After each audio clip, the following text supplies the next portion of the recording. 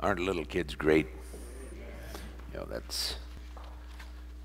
We're so afraid sometimes to get up and perform. Little kids aren't. They're there all the time. As you can tell by my voice, hopefully we're going to make it through the sermon here today. But I've got to tell you a little bit about what's going on, folks, out at the Academy.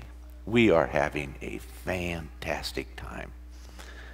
We were a little concerned at the beginning of the year because we only had 30 students. But God is good. Can you say amen? Yeah, that's right. And I think, I have no proof of this, but I think we probably have the highest percentage of enrollment increase of any school in the North American Division for second semester.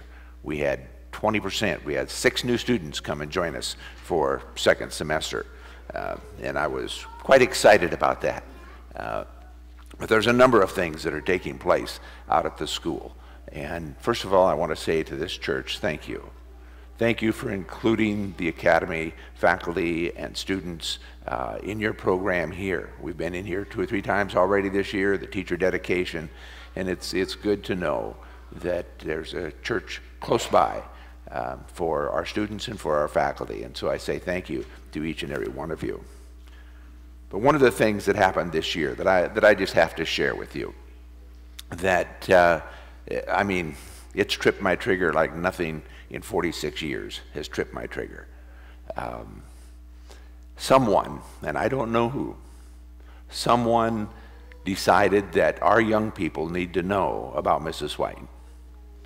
And so they made a donation to the school, and they said, we want every student in the school to have a set of the Conflict of the Ages series. Now, I'm going to embarrass some of you. How many of you have the Conflict of the Ages series in your home? If I ask that at the school, 100% of the students can raise their hands because they have the Conflict of the Ages series. Sad to say, at the very beginning, some of them looked at it and it was kind of, Mrs. White. But as they started reading, they started having some questions. And they would go to the Bible teacher and they say, well, you know, Mrs. White says this. What about this? What about that? What about something else?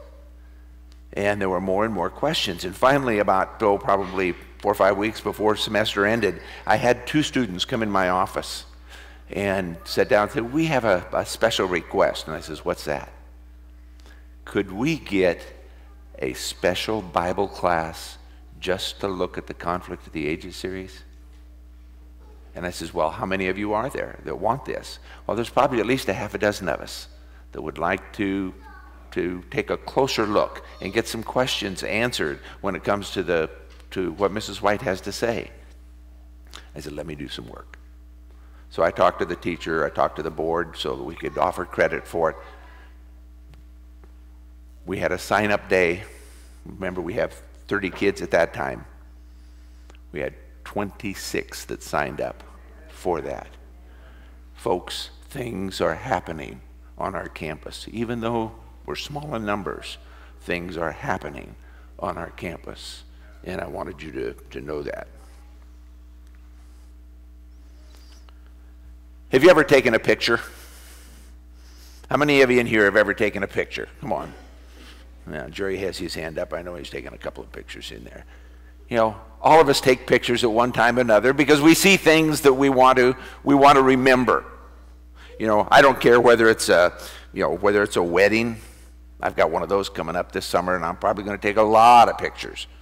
My oldest granddaughter's getting married on the 16th of June. Just happens to be 16th of June is my wife and my 50th wedding anniversary as well. So there's probably going to be a lot of pictures that are going to be taken. Now, any of you ever taken a bad picture? There's a few honest people out here. There's a few honest people out here. You know, I don't care whether it's at a Christmas party, whether it's at a graduation, whether it's a birthday party or something like that. We all like to take pictures. And of course, nowadays, it's so much easier for all of us to take pictures because we have these things. Some strange reason, though, particularly amongst the teenagers, on the newer iPhones, you know, you can turn the camera around. And so they sit there and take pictures of themselves all day. You know, we all take pictures for various reasons. I know one time my stepdad and mom, they went to Hawaii. I had a sister that lived in Hawaii. And my stepdad was going to take some pictures. Now, my parents weren't Adventist. So the pictures that my dad wanted to take were of the girls down on the beach. And he just couldn't get down to the beach fast enough. And when they got back and started looking through their pictures, he had this one picture, he couldn't figure out what it was. And finally my mom reminded him. He was in such a hurry to take a picture of the girls in their bikinis, he whipped out his camera and he had taken a picture of the footprints in the sand rather than of the people that were sunbathing on the beach.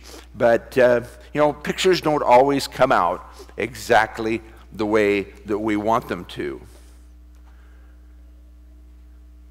we have any professional photographers in the group today? Okay, we got some.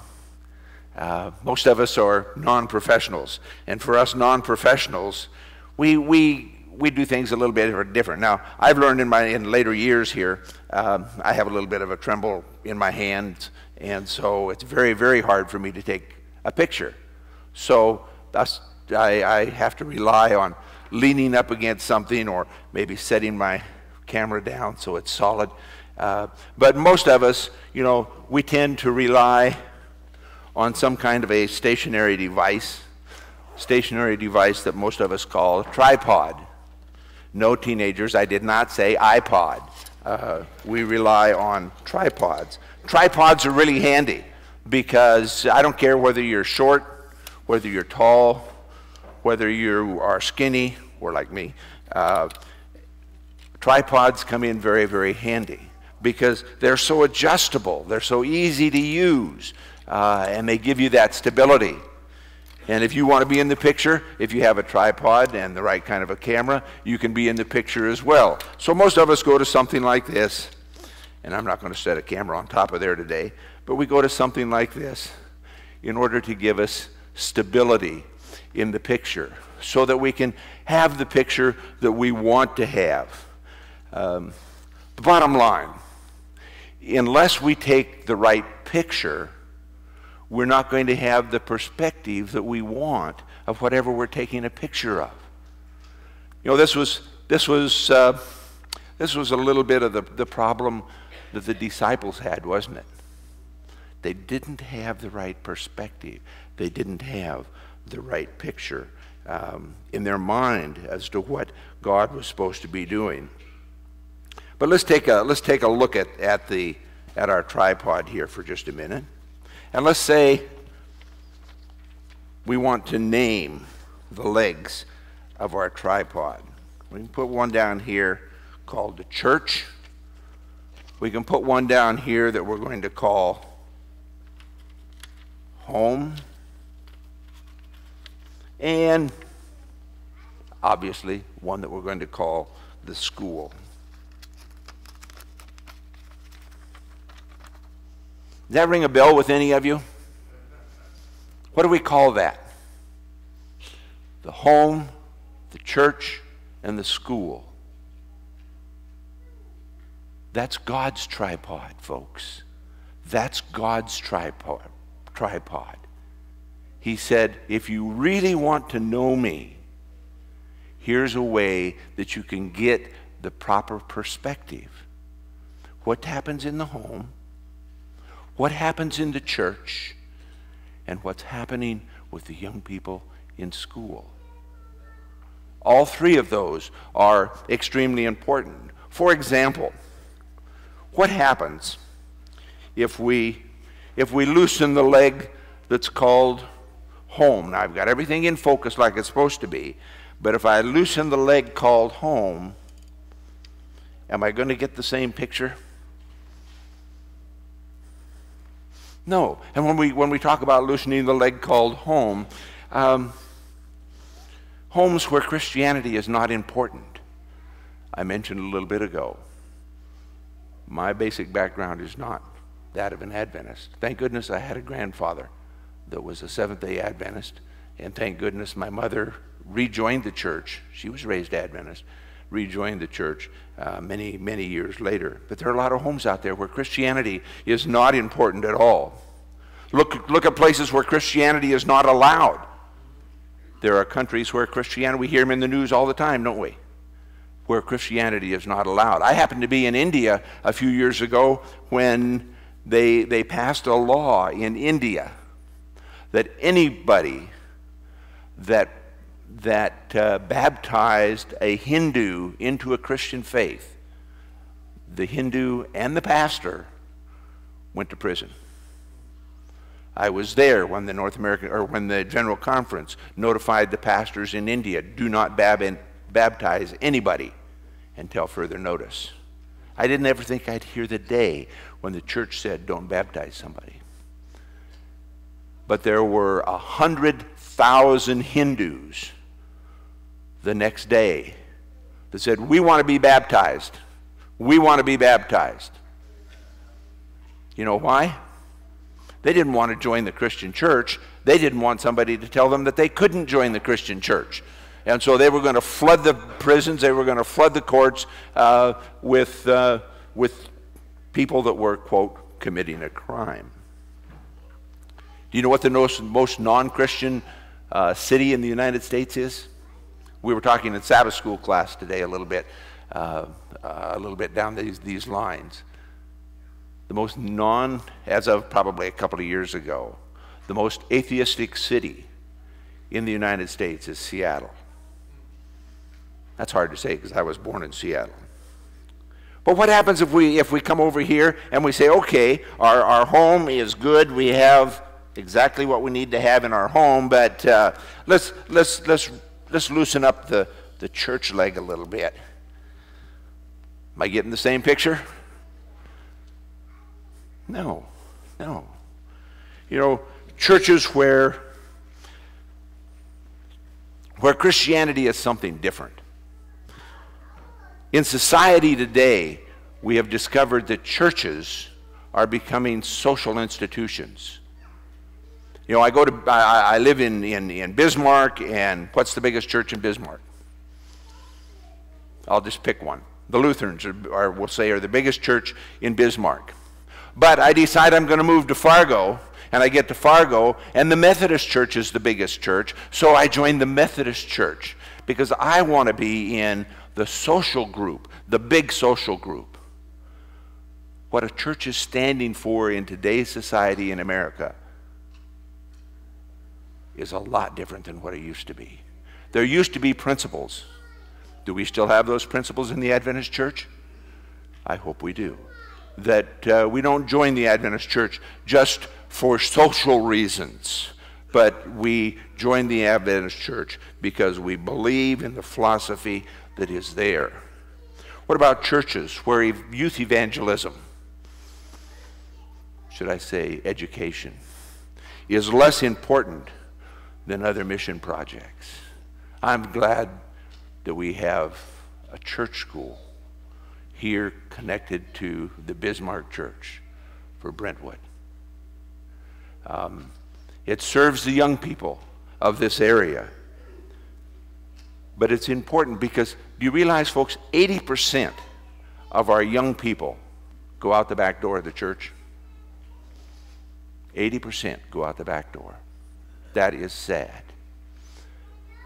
At the same time, I believe very strongly that when the Lord comes, the first question he's going to ask, where's my kids? There is nothing more important to God than our children. And he said, I'm taking something that's extremely important to me and I'm giving it to you, and I want you to take care of those kids. Now, as a church, we need to look at it a little bit different. As a church, we look at it and we say, okay, we have church schools. We don't have parent schools. We have church schools. And so we as a church chip in and help out to make sure that our kids are educated in a Christian environment. And we're going to talk a little bit more about that here in just a little bit. What happens if we loosen the leg of our tripod, and I'll turn this so you can see it, called school.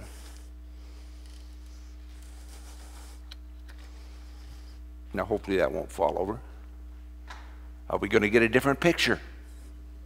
Each one of these give us a different picture, don't they? As we look at God's tripod. I've heard people say, well, I wouldn't send my kids to an Adventist school because they're inferior. I want my kids to have the biggest, the best, the latest, and the fanciest. By the way, is Brentwood the biggest, the latest, the brightest, and the fanciest? I don't think so. I've been there. It's rock solid, though, with the curriculum that our young people get. And at the academy, rock solid in what the kids get. They don't have the $50,000 microscopes that the local high school might have in the biology lab. Is that really what it's about? I've sat down with people, as the pastor mentioned, this is my 46th year, and I have sat down with parents that have told me, my kids have to have the biggest, the latest, the best that there is.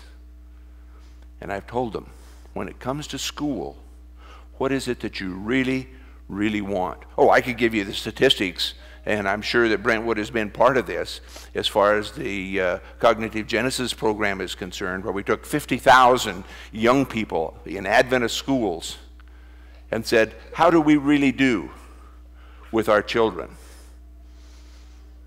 And it doesn't make any difference whether it's a one-teacher school, a two-teacher school, a five-teacher school, or whatever. The results come out about the same. When we look at the young people that come in the door and we test them and say, okay, this is what your capabilities are. This is what you should be able to do. When our young people go out the door, they're a half a grade ahead of where they should be. Folks, that's what's happening in our schools today. But if we take our kids out of there and they don't get the Christian background, it's hard to explain. And I'm going back to what we said in Sabbath school today. What was your Sabbath school lesson about today? Creation, right? Do you realize that the fundamental difference between Adventist education and public school education is over creation now? All of the curriculum in the Adventist schools are based on a creation theory. Do you believe in creation? Do you believe in Genesis 1:1? Okay. Put your kids where that philosophy is adhered to. In public schools today, and public schools are good schools, folks. I am not here bashing public schools. We may have some public school teachers here that are good people. But when it comes to the area of science, everything is focused around evolution. Think back when you were in the second grade. Now, for some of you, that's a long time back. But think back to when you were in the second grade, and you came home from school, and maybe there was a difference of opinion between mom and dad and the teacher over some topic. Who did you believe? Most of you believe the teacher. And pretty soon it gets to the place where as you grow a little bit older and you say, well, my teacher keeps telling me this. This is what I'm supposed to believe. This is, mom and dad are telling me this. Well, you know, if this is true, then maybe some of the other things that mom and dad are telling me aren't too true either. You see the confusion you start to raise in the kid's mind? Because we shortened one of the legs of what we had there. I've got a whole sermon that I could give you in dealing with what is being taught in public schools today. Well, there are a number of things that I want to talk with you, and it's almost time for us to be over with already. But I have a friend, George Knight. Some of you have heard him. George was a colleague of mine at Andrews University for many, many years, and George listed some things that are extremely important as far as Christian education is concerned. Number one, it introduces the students to the Bible from a frame of thinking and evaluating. That's what the school does. That's what the school does for us. And as I just talked about, the issue with evolution, the whole concept, a way of thinking, takes place. Our Bible class that we just started, the elective Bible class, do you think that's going to have any impact on the way kids think? I sure do. I sure do. Secondly, it introduces young people to Jesus Christ as Lord and Savior. He can become their best friend. I told the kids at the beginning of the year, I said, I don't care about your grades. Of course, if you get straight A's, I'll take you out to eat. But grades aren't the issue for me. I said, I really don't care about your attendance. We just took 22 kids out of 30 for having good attendance, A, in their attendance grade at school. Are they going to class? You better believe it. I told the kids, I don't care about those things. That's not my goal. When we get to the end of this school year, for me as a visiting principal to say this has been a successful school year, I'm going to ask them one question. Have you met my best friend, Jesus? Because that's what it's all about. And that has been our focus this year. That's the ultimate goal that we face. That it leads students to a lifelong dedication of service to others. That's part of the curriculum that we have. Number 4, it helps students to view every topic from a biblical perspective. You know, it tells us in 2 Timothy 3:16, and most of you have memorized these, all Scripture is given by inspiration of God and is possible for doctrine, reproof, correction, and, anybody know the other word? Instruction in righteousness. That's what we're trying to do with Adventist education. 2 Timothy 2:15, be diligent to present yourself approved to God, a worker who does not need to be ashamed, rightly dividing or interpreting the word of truth. We don't want young people that are Seventh-day Adventists, believe Seventh-day Adventist truth because Pastor Sy stood up here and said, this is what you better believe. That's not the way it works. We want young people that are intelligent, that can read the Bible and interpret for themselves and realize the importance of what Jesus is saying. Number 5, it brings young people together in sufficient numbers to make lifelong friends and meet spouses who share the vision that is important to them in life. You realize, folks, when you look at the development of young people, your young people that are in Brentwood, they're learning basic skills, reading, writing, arithmetic, those things, right? This is what we inherit when we come to the academy. And I've told literally thousands, because I used to visit a lot of schools, I've told thousands of seniors across this country, when a young person comes to the academy, 9th grade, 13, 14 years old, they are operating primarily on their parents' value system.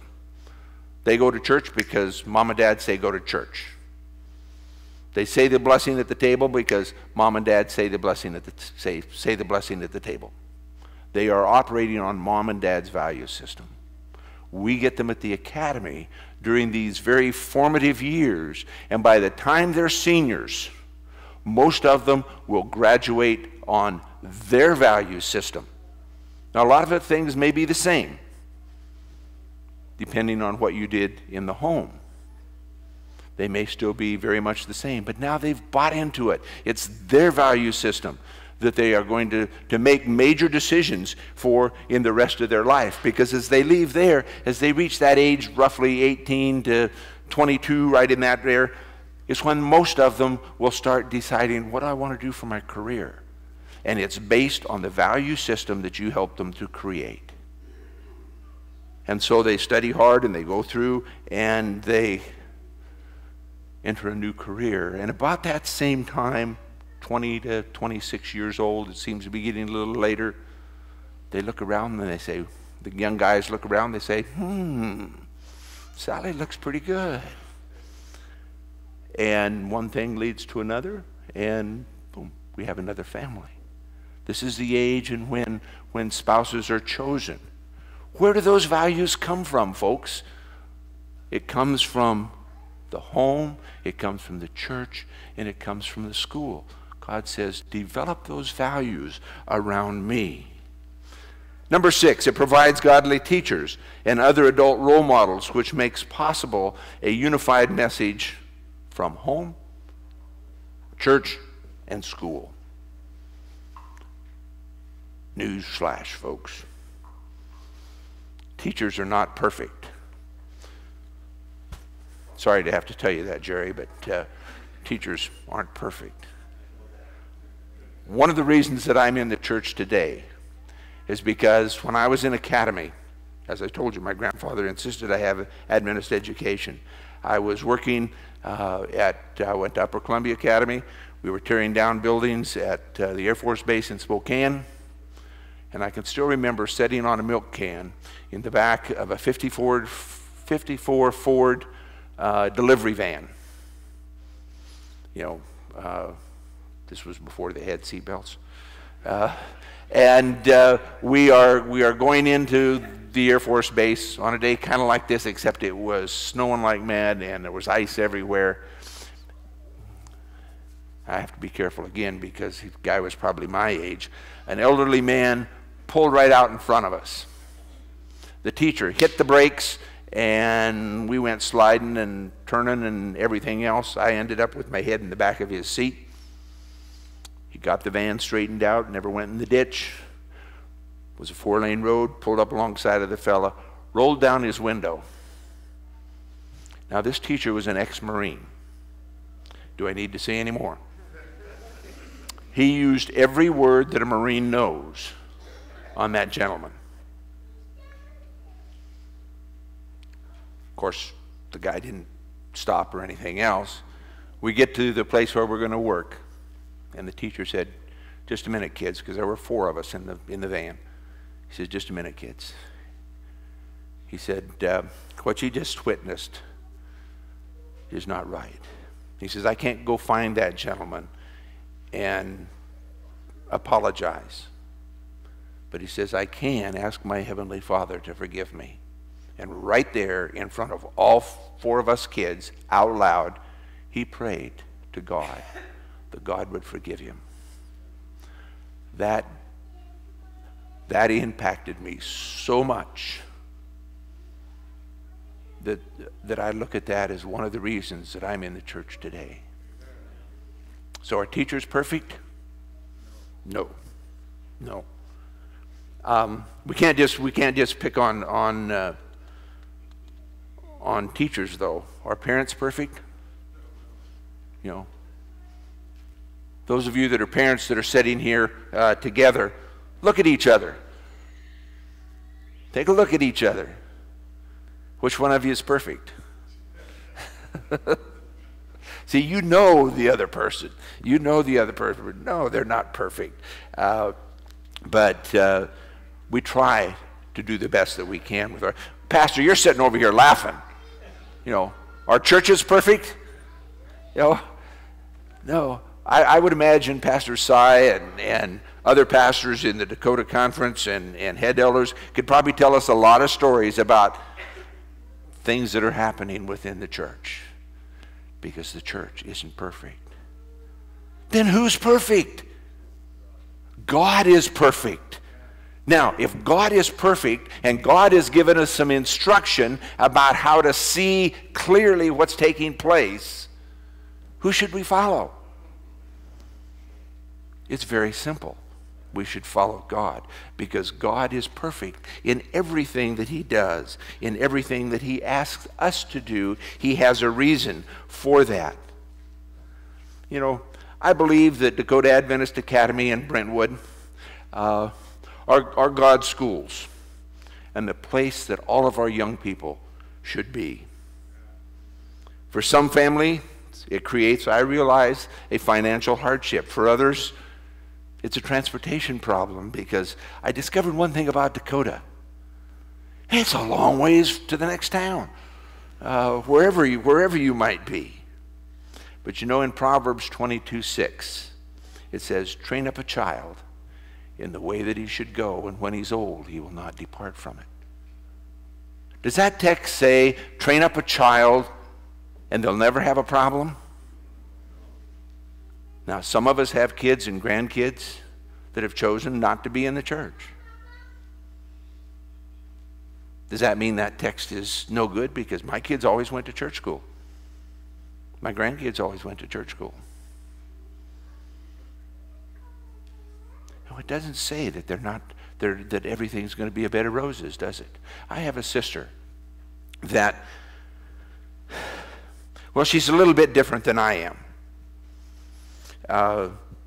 She was a sophomore in college before she got her first B. I'd never had a B up until that time. But for her, a B was a low grade. For me, it was a high grade, you know. She had never had anything less than straight A's. She got a B in college. She literally had a nervous breakdown over it. She quit school her sophomore year in college. She quit school, and she went to a place far, far, far away called Pierre, South Dakota. Her and another gal, because at that time you didn't have to have any teaching credentials or anything else to teach school, so she taught school. She decided after about 2 years of that wasn't her thing. So her and her gal friend, took off to New York to join the parties in New York, and that's exactly what she did. Smoking, drinking, the whole 9 yards. She married a Greek sailor. They had 2 kids. To make a long story short, because of time, that same sister is now retired after spending 20 years as a missionary for the church in Guam. Her little kids, her daughters, are the ones that actually brought her back to church. But it was because of this. And she told me, she said, had I not had the training that Grandpa got us when I was in church school, I would have never come back to the church. But she knew what was right. She knew what she needed to do. And Proverbs 22:6 was true, because it says, when he is old, when he becomes mature, and some of us mature at different ages, when he becomes mature, he will not depart from it. And we've got all kinds of stories in the Bible. We've all read the story about the foolish man that built his house on the sand, and the wise man that built his house on the rock. When we look at what God has told us to do in raising our kids, where are you building today?